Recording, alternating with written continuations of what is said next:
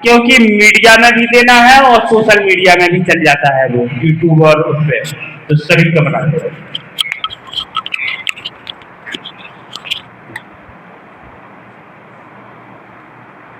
एक बार पुनः आप सभी लोगों का धन्यवाद, आभार। आप सभी लोग यहाँ पर आए और आभार मैं सबसे ज्यादा व्यक्त करना चाहूंगा बुंदेलखंड राज्य आंदोलन के संयोजक और बुंदेलखंड राज्य आंदोलन के अर्जुन कहे जाते हैं हमारे भाई अंकित परिहार जी। एक बार इनके लिए जोरदार ताली। आज अगर हम सब लोग यहां बैठे हुए हैं तो ये अंकित भैया का जुनून था। इन्होंने मुझसे कहा, अतुल भाई ये बुंदेलखंड राज्य आंदोलन को हल्का नहीं पड़ने देना है और इसमें हम सभी लोगों को सहयोग करना है। मैं अपनी बात की शुरुआत करता हूं। सबसे पहले बात मैं बाद में कहूंगा। पहले क्या किया जाता है? पहले सोए हुओं को जगाया जाता है। तो आज ये हरपालपुर की धरती से 4 लाइनें बोल रहा हूं केंद्र सरकार को और 4 लाइनें बोल रहा हूं मध्य प्रदेश सरकार के लिए और 4 लाइनें बोल रहा हूं लखनऊ में बैठे हुए के लिए।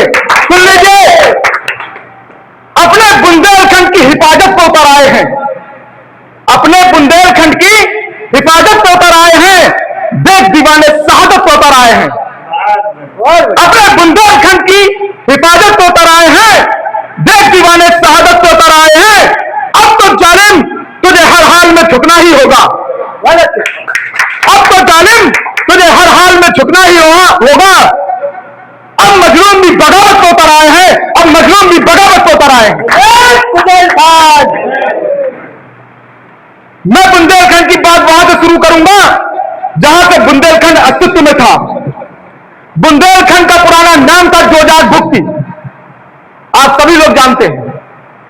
जब फिर यहां पर बुंदेली शासक आए, बुंदेला राजा आए, तो उन्होंने जैसे जैसे खंड खंड को जीतना शुरू किया तो इसका नाम पड़ गया फिर क्या, बुंदेलों द्वारा जीता गया खंड बुंदेलखंड। तो ये बुंदेलखंड आज का बुंदेलखंड नहीं है, ये बरसों से बुंदेलखंड रहा है। अभी मैं कि इस बुंदेलखंड की बात की जाती है।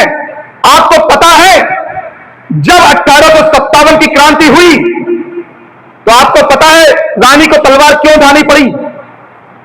डलहौजी ने एक नीति लेके आए थे, उसके तहत जिस राजा का पुत्र नहीं है उससे सत्ता ले ली जाएगी। यही रानी के साथ हुआ। उनसे कहा गया कि आपका तो पुत्र है नहीं, आपने दत्तक पुत्र लिया है, इसको हम स्वीकार नहीं करेंगे।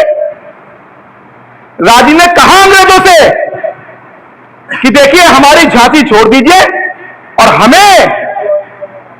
हम आपकी बात विरोध नहीं करेंगे। लेकिन अंग्रेज नहीं माने। क्यों नहीं माने मैं बता देता हूं। और आज की सरकार सुन ले, हम लोग पढ़े लिखे हैं, समझते हैं बात को।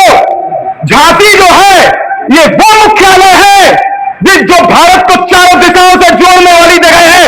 आप पढ़ लीजिएगा इतिहास में जाके। इसीलिए अंग्रेज इस झांसी पे कब्जा करना चाहते थे। झांसी से आप मध्य प्रदेश जाएं, झांसी से आप उत्तर प्रदेश जाएं, झांसी से आप उत्तराखंड जाएं, झांसी से आप कहीं भी चले जाएं, दिल्ली जाएं, दिल्ली की गद्दी भी झांसी से ही चलती है। झांसी वो मुख्यालय है। चाहे आप रोड रूट ले लीजिए, आपके सिविल सर्विसेज में क्वेश्चन भी पूछा जाता है कि उत्तर दक्षिण पूर्व पश्चिम का केंद्र बिंदु क्या है, उसमें उत्तर सही होता है झांसी, जो आपका रोडवेज का केंद्र बना हुआ है। तो देखिए राजनीति 2 प्रकार से की जाती है। एक होता है कि हम किसी को लालच देके वो चीजें ले लें, एक होता है कि हमें उसका केंद्र चाहिए जहां से हम अपनी सत्ता चला सकें। तो इसीलिए ये झांसी को मेन चाहते हैं कि झांसी हमारे कब्जे में बना रहे। तो यही पूरा इतिहास बता रहा हूं।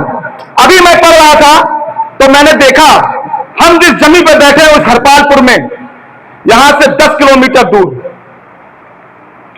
क्या है वो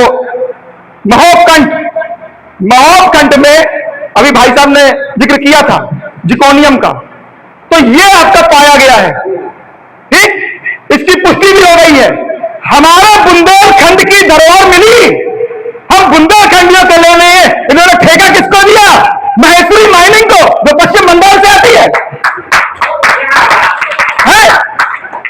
हमारी धरोहर हमारे बच्चों के लिए नहीं है, आप दूसरों को बांटेंगे। आप पश्चिम बंगाल के लोगों को नोट कर लीजिए, कहीं चेक कर लीजिएगा, महेश्वरी माइनिंग को ठेका दे दिया उन्होंने। क्यों दे दिया साहब? क्या हमारे बुंदेलखंड में कोई कंपनी नहीं है? क्या बुंदेलखंड में आप यही माइनिंग फैक्ट्री नहीं लगा सकते? नहीं, हम यहां से लूट के ले जाएंगे। ये वो अंग्रेज हैं जो हमारे अंकित भैया हमेशा कहते हैं कि ये पहले लड़े थे गोरे अंग्रेजों से, लड़ना पड़ेगा इन काले अंग्रेजों से। ये वो अंग्रेज हैं जो हम लोगों को लूट रहे हैं। अब बात करते हैं बुंदेलखंड की। क्या नहीं देगा हमारा बुंदेलखंड आपको? क्या चाहिए आपको बुंदेलखंड से? आपने बुंदेलखंड के लोगों को सिर्फ लूटने का काम किया है। बताइए, मैं बता देता हूं कैसे। आपने कहा 2 करोड़ रोजगार देंगे, कितने बुंदेलखंडियों को रोजगार दिया बताइए जरा, गिनती बताएंगे आप हमें? नहीं बताएंगे। नहीं दिया। दिल्ली और आपके यहां पन्ना से क्या निकलता है? बताइए भाई, क्या निकलता है? हीरा। लेकिन हीरा संस्थान कहां है उत्तर प्रदेश, आपके देश में? सूरत में हीरा निकल रहा है पन्ना से, और हीरा संस्थान कहां है? सूरत। बुंदेलखंड में क्यों नहीं है साहब? क्यों नहीं है बुंदेलखंड में? पूछो आपसे बुंदेलखंड। हमारी धरोहर की चीजें हमारे बच्चों के लिए काम नहीं आ रही हैं, यहां से लूट लूट के आप लोग ले जा रहे हैं, और हमसे क्या कहते हैं बुंदेलखंड पिछड़ा है। अरे पिछड़े हम नहीं है, पिछड़े तुम हो जो हमारे चीजों पर पल रहे हो, हमारे खनन पर पलते हो, हम ही को आगे दिखाते हो। Very good. तुम्हारी रोटी रोटी हमारे बुंदेलखंड चला रहा है, चाहे उत्तर प्रदेश की सरकार हो, चाहे मध्य प्रदेश की सरकार हो। और तुम ये कह रहे हो हमारे बुंदेलखंड को नशा, हर गांव गांव में नशा बेच रहे हो आप, इस पे क्यों नहीं रोक लगा रहे हो आप? बुंदेलखंड में क्या आपको पता नहीं है जमीनी हकीकत? हर गांव मोहल्लों में नशा बिक रहा है, तो क्यों बिक रहा है? ताकि आज के आने वाली पीढ़ियों को इतना कमजोर किया जाए कि वो सवाल ना कर पाए। लेकिन मैंने कहा ना, अब आ गए हैं दीवाने। पहले रहे होंगे आंदोलन, अब ये वो आंदोलन यहां तक चिंगारी जलेगी, जैसे अभी हमारे भाई ने कहा, हम किसी के विरोध में नहीं है, लेकिन वो शांतिपूर्ण आंदोलन करेंगे। और इस आंदोलन के लिए मैं आज आपको यहां से एक संकल्प देके जा रहा हूं। आप सभी लोग मेरे साथ इस संकल्प में सहमत हो तो सभी लोग हाथ उठा के वादा करिएगा मेरे साथ। सभी लोग अब मेरा संकल्प सुनिए। हम सभी लोग संकल्प लेते हैं कि अपने घर के सामने, अपने घर के दरवाजे पे एक तख्ती टांगेंगे, उस पर लिखेंगे बुंदेलखंड राज्य, मेरा परिवार बुंदेलखंड राज्य आंदोलन का समर्थन करता है। बोलिए, तैयार है? देखिए, विरोध कई प्रकार से करे जाते हैं, जरूर नहीं कि हम रोड पे कूद जाएं, जरूर नहीं कि हम लाठी खाएं। बुंदेलखंड के एक एक घर पे ये तख्ती टंगी होनी चाहिए, चाहे वो कागज की हो, चाहे वो आपकी पुट्ठे की हो, नहीं कुछ मिलना पेपर से, पेन से लिख के रख लीजिए, लेकिन घर पे दरवाजे पे तख्ती टंगी होनी चाहिए कि मेरा परिवार बुंदेलखंड राज्य आंदोलन के समर्थन में है। जो भी नेता निकलेगा, अभी आ रहा चुनाव, आ रहा ना, जिला पंचायत का चुनाव आ रहा, आएंगे सब बड़े बड़े मठाधीश, ठीक है, उनको वो तख्ती दिखनी चाहिए। और निवेदन करता हूं, हमारे कुछ गरीब भाई हैं, अगर वो तख्ती न टांग पाए तो यहां पे जितने हमारे कार्यकर्ता हैं वो एक प्रण ले लें कि अपने अपने गांव में 5 ऐसे गरीब लोग चुन ले जो तख्ती नहीं टांग पा रहे, उनके हाथ टंगवा दीजिएगा, अगर वो इच्छुक हो तो।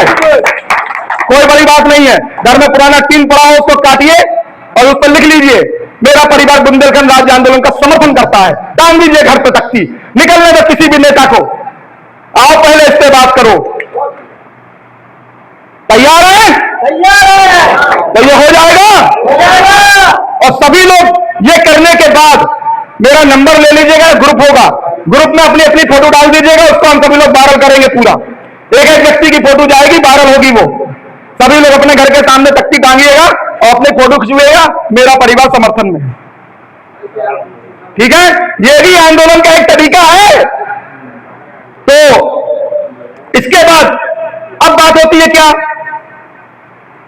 इसको 2 भागों में बांटा गया है। सभी लोगों ने बात करी, मैं थोड़ा उसको डीपली आपको समझाता हूं। बुंदेलखंड केवल आपको खनिज नहीं दे रहा है, बुंदेलखंड एक पर्यटन भी है, पर्यटन का बहुत बड़ा हब हो सकता है बुंदेलखंड। लेकिन क्या करी जा रही है? अनदेखी करी जा रही है। बताइए, आज की जा रही नहीं की जा रही? आप देख लीजिए महोबा का कीर सागर बना है। मैं एक दिन मेरी पुरानी वीडियो देखिएगा आप, उस पर थी, मैंने पूरा उसको बताया था। तो उसको कैसा बनाया उन्होंने, जगह जगह जर्जर है, केवल बड़ा बड़ा दिखा दिया, उस पर लिख दिया आई लव महोबा, और उसके बाद देखिएगा आप उसको अगल बगल से कैसी स्थिति है उसकी। कितना फेमस सागर हमारा तीरथ सागर। आप बुंदेलखंड की धरोहर को नहीं संभाल रहे, आप बुंदेलखंड के नौजवानों को नौकरी नहीं दे रहे, आप बुंदेलखंड के नौजवानों के हाथ में पैसा नहीं दे रहे, आप बुंदेलखंडियों को रोजगार नहीं दे रहे, आप बुंदेलखंडियों को सामान्य जीवन जीने का स्तर नहीं दे रहे, फिर आप दे क्या रहे हो साहब? हम क्यों चुने आपको? आप वादा करके वादा खिलाफी करते हो। आपने वादा किया था कि हम बनाएंगे राज्य। अच्छा, मुझे गली गली मिल जाते लोग, बोले अरे यार तुम लोग बुंदेलखंड राज्य आंदोलन, क्या मिल जाएगा बुंदेलखंड राज्य आंदोलन से? तो फिर मैंने उनको बड़े आराम से बैठो भैया, हमने क्या चाहिए तुम्हें बुंदेलखंड राज्य आंदोलन से? बोले हमारे बच्चे को नौकरी मिल जाएगी, उन्हें मिल जाएगी।